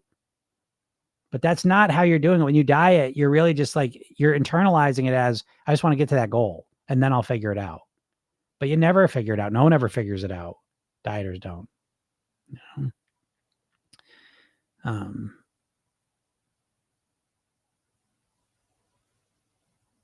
Yeah, Carrie, I agree with everything you're saying too. Yeah. Billy, build up longer breaks. Yep. Diet is what you eat, so all of us are on a diet. Yeah, well, there's diet kind of as a verb and a noun, sort of as kind of the distinction I make. And there's like, most people think of dieting as like a verb, like I'm going to diet, I'm going to change my diet, and diet more of a noun, like a description of how I typically eat. So obviously when I'm talking diet, I'm talking about the verb form of, I want to lose weight, so I'm going to change how I eat, yeah. Yeah, Carrie says you make sure you get yeah, Carrie. If you haven't yet, make sure you go to my bio and get that hypnosis session and watch the training. Yeah, I can tell. Yeah, there you go. Weight mastery. Yeah, I like that. Yeah, Carrie, you're gonna, that presentation is gonna knock your socks off. It's 25 minutes. So opt in and you're brought right to the video. Watch that video, Carrie. Okay, because I think you're gonna have lots of light bulb moments. So exactly. My sister has been on keto for the last 5 years and she's still the same weight. Holy shit. How's that even possible? I mean, she must not be doing the keto thing too well. Yeah, Carrie says I want to cry. You will feel like you want to cry because I will illuminate a lot of things that you're this close to. I can tell already. You're this close to them, but you just need someone to kind of like illuminate and put them together. That presentation can change a lot for you. It's a really good presentation. So go check it out. And just make sure you get on my list because like I said, I got all sorts of stuff. I give you so much stuff. I'm kind of organizing it in a better way, but I give you all my Spark programs free now. And I got the site set up. And so I've mailed it out to my list. I got to put in kind of my autoresponders to make sure everyone gets it. But I said this week, I'll send out links for it. So it'll come this week, but that's got like 5 different things. And I give you a hypnosis session. I give you that 15-minute motivation challenge. I give you the video I made, 3 steps to master your weight. It was that 20-minute video I said you really watch. I give you, if you take action, I give you the 7-day mindset challenge. It's just an email challenge. It's so good. So I just give all this stuff for free, So anyways, make sure you get that. Yeah. Ray Cotty says that Spark program is awesome. I love that program. That's one of my favorite, like it's a mindset challenge that was originally like, and I give you the opportunity if you choose to do it in a more in-depth way. It was originally like a writing challenge where, and I give you all this for free, by the way. This is free. This is a program I did where it was a writing challenge. So I show you this process I talk about called self-hypnotic writing. And I give you writing prompts at the end of the day. So you can really go in depth with it if you choose to. It's just 7 days. But if you just want to kind of lightly go through it, just read the emails. And I think they're great, but at the very least, it's a different way to see things. That's what I want for you. More than anything, I just want to give you a different perspective, because I know you. If you're listening to me now, I know all you do is think about food and weight and want to lose weight, and you're not getting the results you want. And it's because you haven't had access to like good strategies, good information. You've had nonstop access to half-assed diet information. And so it's not you is what I'm saying. You're not the problem. The problem is that you haven't learned the things you need to learn to get the results you want to get. And I think what I share with you, even for free, is a huge step in a direction you've never gone in. So check it out. Yeah, Carrie, a lot of people say that the missing piece, I mean, that's pretty much it. Most people join my program because they've done everything, but they've never done the mindset piece, and how could you ever change your weight without changing your mindset? It's like Einstein said, the same level of thinking that created the problem can't solve the problem. It's kind of basic like that. But when it comes to weight loss, where are you all learning how to change your mindset? I ask this question every day. I never get answers, but I say, where literally, like, where would you even, I already know there's no one like on the national level, but even on you just give me a name of someone you would learn how to influence your mindset to master your weight with. I get Lana, the 2B method. That's the only one I've ever heard. No one's talking about it. I don't know why. But anyways, once you figure out the missing piece, everything changes. Okay. Mario says she's more on and off keto rather than 100% on keto. Yeah, there you go. So she's more off keto, but that's what I'm trying to say. That's the classic dieter. And you can just, replace keto with whatever your diet is. You're off and on, but you're mostly off. Nothing wrong with that, but we got to call it for what it is. I've been on keto for 5 years and I'm same weight. Yeah, it's because you haven't been on it much because you don't want to do it. And that's where it gets to, right? Like if your weight loss plan is something you really don't want to do, it's not a good weight loss plan. I don't give a shit how much weight you lose. No one ever takes that side of the equation into the account. How do you feel about doing this? How do you feel about doing your keto plan? I fucking hate it. You better figure something else out to do, or what's the point? Like water fasting is the best example of that. Oh my God, I lost 20 pounds this month. All I drank was water. Well, what are you going to do? I don't know. I'll be 20 pounds lighter. Yeah, for a couple days, maybe a couple hours. The laser starts going on. Connie says, I lost 30 pounds just doing Spark before joining PYT. So inspiring, game changer. Yeah, Spark's awesome. And there's even more stuff there now. Damn, I got 90 minutes. Quick 90 minutes. Mario says, by the way, I love the video where you show your salad recipe. Do you plan on making more recipe vids like that? Yeah, I think about that. Yeah, I will. There ain't too many more. No, I'm going to do more actually. Cause I was thinking that's actually another piece of the puzzle, just straight up. And this is hypnosis too. Watching cooking videos is hypnosis because it puts an idea in your mind that may not have been there. And I know people love my salad video because it's just a lot of stuff they never really thought about. And whether it works for you or not, or whether you want to do it that way or not, I don't even do it that way right now. Right now, I'll make my salads day to day. So I just go back and forth with stuff, but making them all at one time in the beginning was great for me, and so things evolve and things change, but watching that video is profound because for a number of reasons, but, yeah, I'm going to start making more videos because when you just see, because here's the thing with my cooking, I'm fucking lazy. I am lazy. And when it comes to food, I'm not a lazy person. I'm very active and do a lot of shit, but I'm lazy when it comes to food. I don't really like cooking for a long time.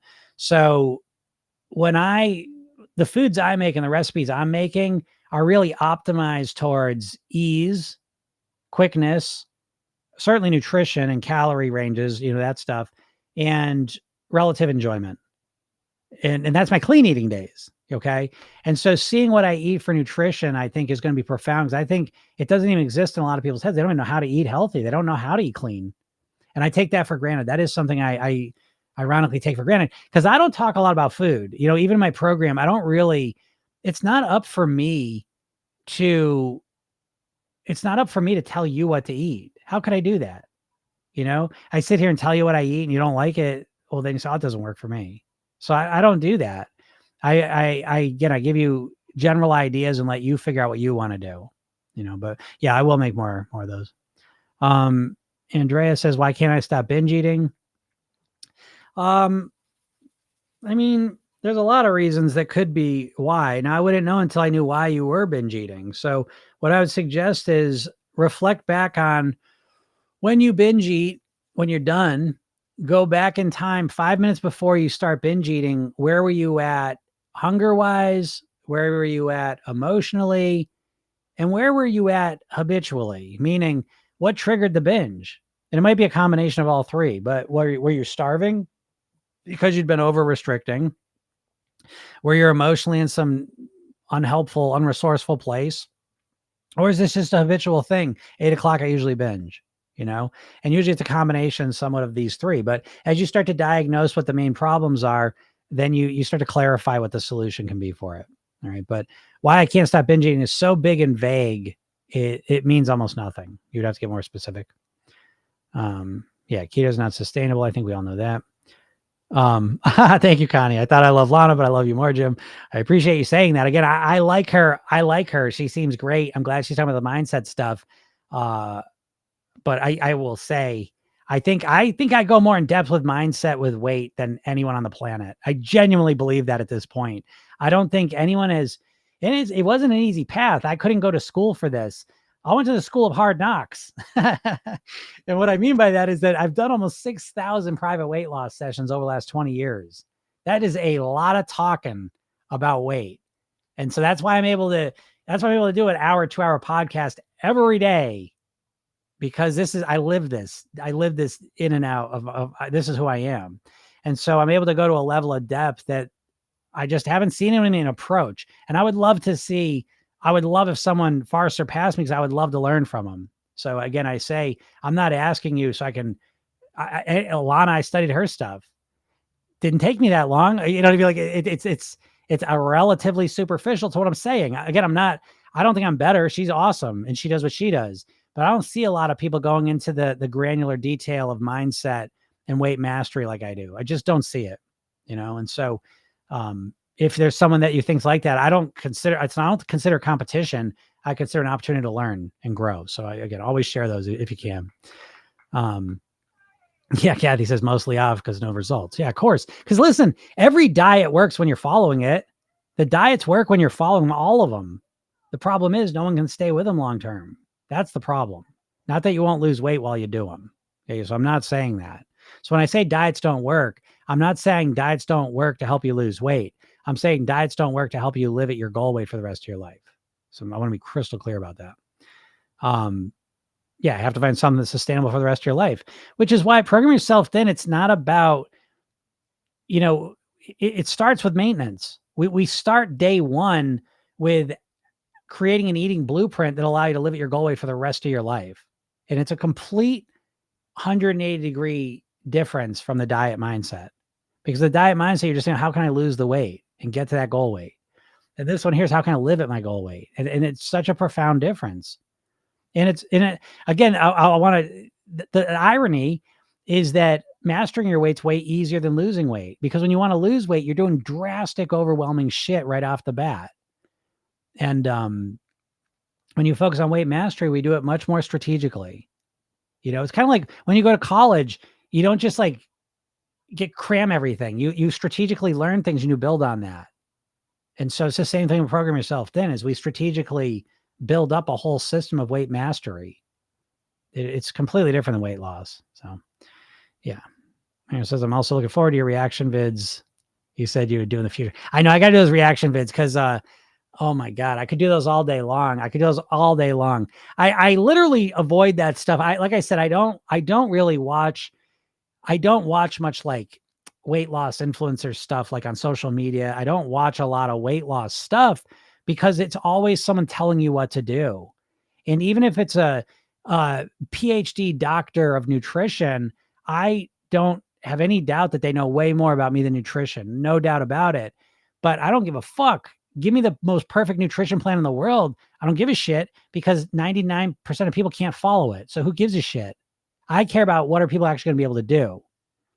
And it's a completely different approach in that sense. And so I see a lot of weight loss basically comes down to people telling you what to do. The best thing to do to lose weight quickly, is oftentimes way different than what you're going to do to lose weight long term. So, yeah. But so I don't watch a lot of that stuff because it triggers me and then I can't think straight. So, but I should do some reaction videos for a bunch of stuff. The overeating of the right stuff, I believe, could be my problem.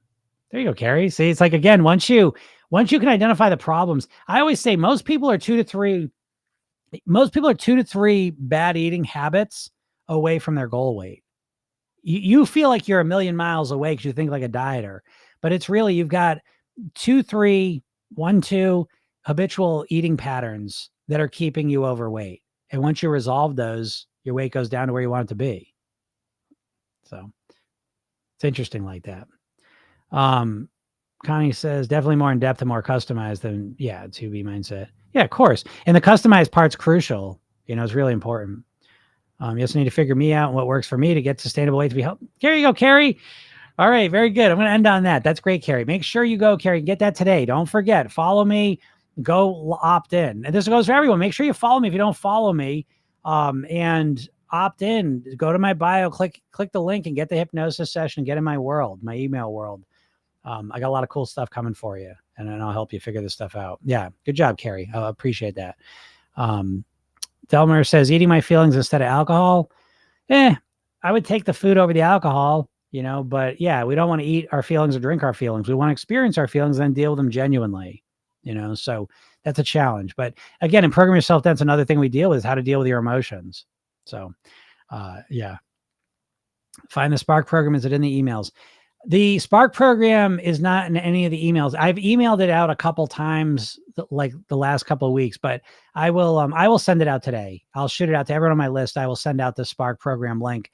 That will bring you to the membership site that has all the free stuff in it. So I will send that out to everyone on my list. And for whatever reason, if you don't get it today, shoot me a message tomorrow and I'll shoot you the link to it. All right. Yeah. All right, everyone. Thank you so much. Again, go to my bio, click the link, get the hypnosis session, watch the video, read the emails I send you, and listen to the podcast. Podcast is Program Yourself. Then it's on all the main podcast platforms. And we do one every Monday through Friday. So thank you so much, everyone. Have a super day, and we'll talk soon. Bye.